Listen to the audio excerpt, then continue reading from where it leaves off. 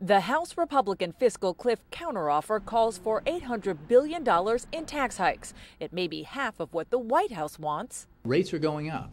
They have to go up. But the fact that House GOP leaders proposed raising $800 billion in taxes is ruffling many a feather in their own party.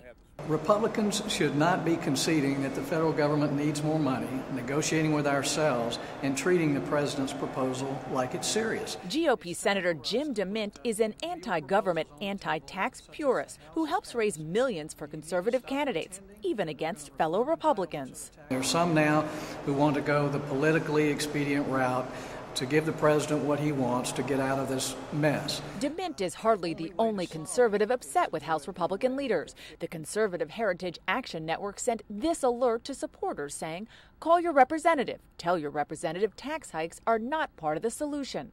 The email included a not-so-subtle threat, saying this infamous pledge cost George H.W. Bush re-election.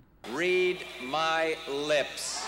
No new taxes. Well aware of the potential conservative blowback that could imperil his leadership, House Speaker John Boehner was careful to include other GOP leaders on this proposal letter to the president, including former vice presidential candidate Paul Ryan, who spent months on the campaign trail arguing against tax increases.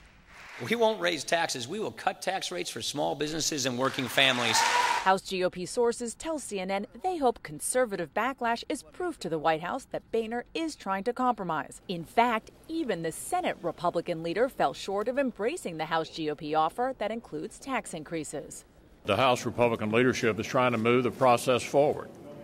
Frankly, I had hoped we would be accomplishing more in the real talks that are going on privately, but I can tell you, being aware of those, there's nothing going on privately that's not going on publicly. So why aren't there any behind-the-scenes negotiations going on right now?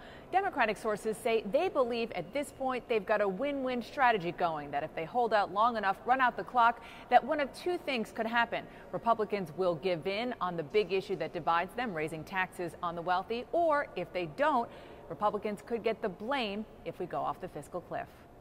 Dana Bash, CNN, Capitol Hill.